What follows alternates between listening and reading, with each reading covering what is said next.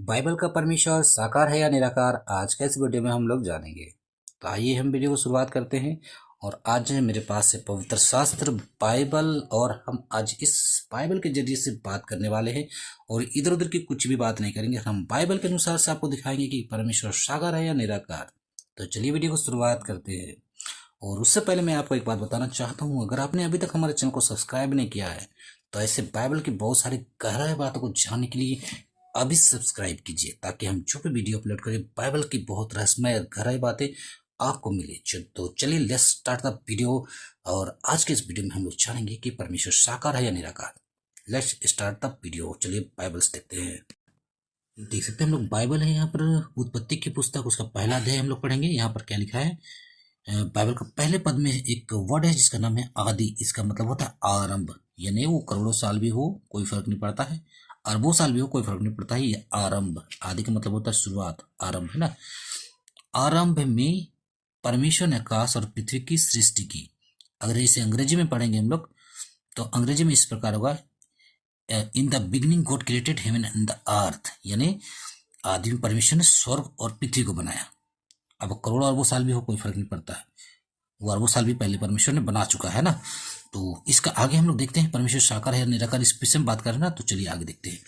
तो यहाँ पर हम लोग दूसरे पद को देखेंगे, और पृथ्वी बेडोल और सुनसान पड़ी थी और गहरे जल के ऊपर अंधेरा था, तथा परमेश्वर का आत्मा आत्मा आत्मा जल के ऊपर मंडलाता था।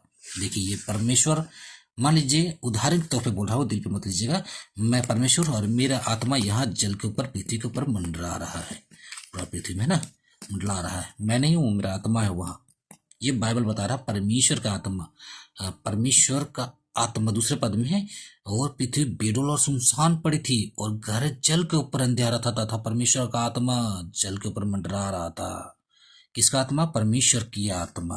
किसका आत्मा है दोस्तों? परमेश्वर की आत्मा। तो यहाँ पर एक चीज सिद्ध हो गई कि परमेश्वर जो है वो निराकार है, वो अपने आत्मा के जरिए से काम करता है, यानी पवित्र आत्मा के जरिए से परमेश्वर काम करता है। आगे और भी देखिए दोस्तों, मैं प्रमाण दे रहा हूँ।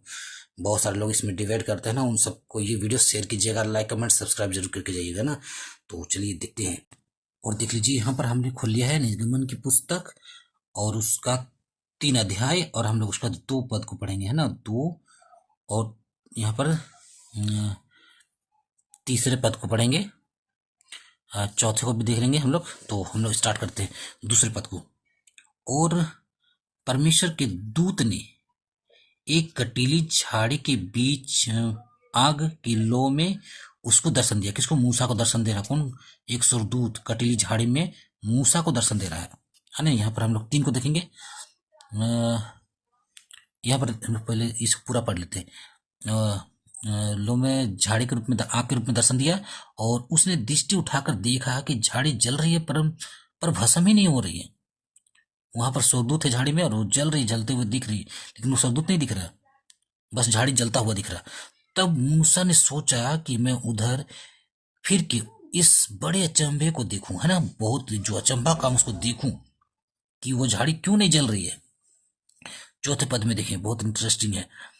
जब यहोवा ने देखा कि मूसा देखने के लिए मुड़ा चला आता है, तब परमेश्वर ने झाड़ी के बीच से उसको पुकारा कि हे मूसा, हे मूसा।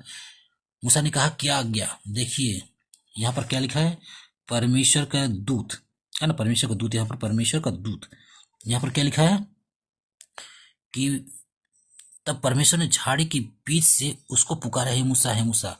परमेश्वर का दूत के जरिए से परमेश्वर ने मूसा से बात की। यहाँ पर तो देखिए परमेश्वर स्वयं धरती पे बात करने हमसे नहीं आते, वो किसी के जरिए से बात करते हैं, पवित्र आत्मा या स्वर्गदूत के जरिए से बात करते हैं।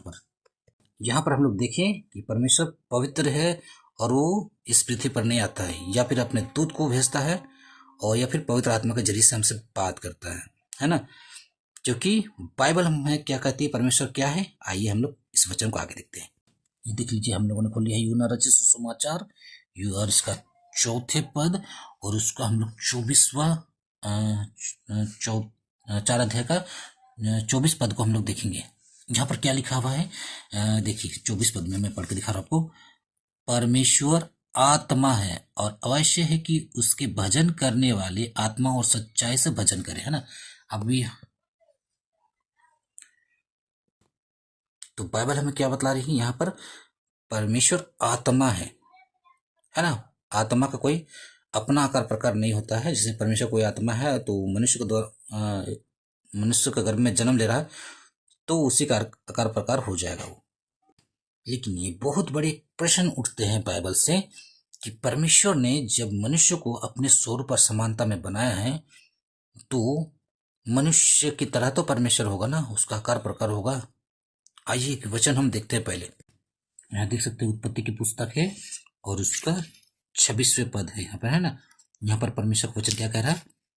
फिर परमेश्वर ने कहा, हम मनुष्य को अपने स्वरूप के अनुसार अपनी समानता में बनाए। देखिए यहाँ पर फिर से वर्ड पढ़ के सुना रहा हूं। फिर परमेश्वर ने कहा, हम मनुष्य को अपने स्वरूप के अनुसार अपनी समानता में बनाए। यहाँ पर स्वरूप और समानता में कहने का तात्पर्य यह है कि जैसे हम काम करते हैं इस पृथ्वी पर, वैसे मनुष्य को भी काम करने वाला बनाए। आज हम लोग देखेंगे एडवांस टेक्नोलॉजी किसने बनाया? मोबाइल, जहाज, TV, light, bulb, train, television, तरह तरह के आधुनिक उपकरण मनुष्य बना रहे, क्योंकि वो उसके स्वरूप समानता में बनाए गए हैं। क्योंकि वो जैसा क्रिएटर है, रचने वाला, मनुष्य भी उसे कुछ ना कुछ बना रहा है आज, है ना। तो परमेश्वर के स्वरूप समानता बनाने वाले, यहाँ पर एक विषय को आप सोच सकते हैं कि जब परमेश्वर ने इस विशाल ब्रह्मांड को बनाया है, रचने वाला, और जब हमें वो अपने स्वरूप समानता में रचा है तो हम उसके ऐसे काम क्यों नहीं कर सकते? नहीं कर सकते ना। हमें कमजोर बनाया है तो हम आज भी कुछ ना कुछ बना रहे हैं। स्वरूप का मतलब ये नहीं होता कि मेरे जैसा कोई रूप है। स्वरूप का मतलब मेरे जैसा बनाऊंगा, जैसा मैं खुद बना रहा हूँ सृष्टि को, कुछ ना कुछ बना रहा हूँ, रचने वाला हूँ। आधुनिक से भी एडवांस परमेश्वर की रचना। हमारे एडवांस उसके सामने फीका है, कुछ नहीं है। तो आज का वीडियो में आप समझ पाए होंगे, आशा करता हूं कि परमेश्वर निराकार है। और अगर कुछ नहीं समझे हैं तो वीडियो को कमेंट सेक्शन में कमेंट कीजिएगा, मैं आपको नेक्स्ट वीडियो में समझा दूंगा।